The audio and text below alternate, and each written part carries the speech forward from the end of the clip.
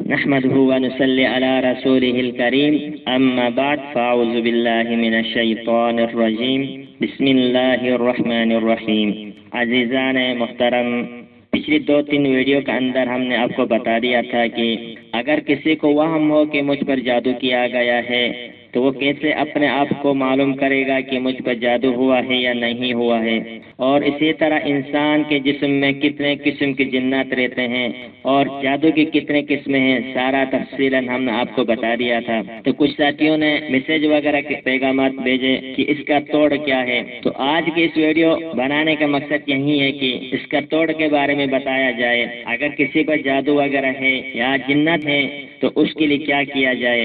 تو اس کے لیے سب سے پہلے میں نے خود بھی آزمایا ہوا عمل ہے، تقریباً 8 یا 9 سال ہو چکے اس کو میں نے اپنا زندگی کا ایک معمول بنایا ہے، اور جو بھی مجھ سے ملاقات ہوتی، جو بھی مجھ سے پوچھتے ہیں تو میں ان کو یہی عمل دے دیتا ہوں کہ آپ اس کو پڑھیں، انشاءاللہ تعالی کوئی مرض آپ پر لاحق نہیں ہوگا۔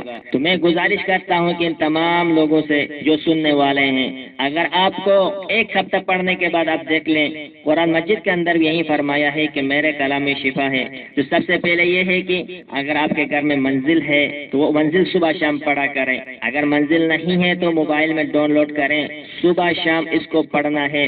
ایک چھوٹی سی دعا، اتنی مختصر سی دعا ہے، زیادہ سے زیادہ 5 منٹ لگ جاتے ہیں۔ صبح جب اٹھیں گے تو ناشتے سے پہلے اس کو پڑھنا ہے، پانی میں پھونکنا ہے، پھونک بھی ایسی ہو تھوڑی سی لعاب جیسی ہو، اس والا پانی خود بھی پینا ہے اور اپنے بچوں کو بھی پلانا ہے، سب کو پلانا ہے۔ اگر کسی کو ایسی بیماری ہو جو زیادہ مضر والی ہو تو وہ چاہیے کہ وہ ہر نماز کے پیچھے پڑھیں۔ اگر وہ ہر نماز کے پیچھے نہیں بھی پڑھ سکتا کسی کام کی وجہ سے تو صبح شام اس عمل کو لازمی کریں۔ دوسری بات یہ ہے کہ سورۃ تغابن کا آپ ورد شروع کریں۔ سورۃ تغابن کا ایسے فوائد ہیں کہ میں بیان نہیں کر سکتا ہوں ابھی ٹائم کی کمی کی وجہ سے۔ تیسرا کام آپ کو یہ کرنا ہے کہ سوتے وقت سورۃ الفلق اور سورۃ الناس اس کو 7 بار پڑھ کے اپنے ہاتھ میں پھونکیں، اس کے بعد اپنا پورا جسم میں ملنا ہے اور اس کے بعد اپنا پورے گھر کی طرف پھونکنا ہے۔ یہ ایک ایسا عمل ہے جو آپ علیہ الصلوۃ والسلام پر جادو کیا گیا تو اللہ تعالیٰ نے خود یہ 2 صورتیں بتا دی کہ اس کو پڑھ کے اپنے پر دم کریں۔ تو اللہ کے نبی نے ہمیں یہی بتا دیا ہے کہ ان چیزوں میں اللہ تعالیٰ نے شفا رکھی ہے، یہ اس بیماری کے لیے شفا ہے اور یہ اس بیماری کے لیے شفا ہے۔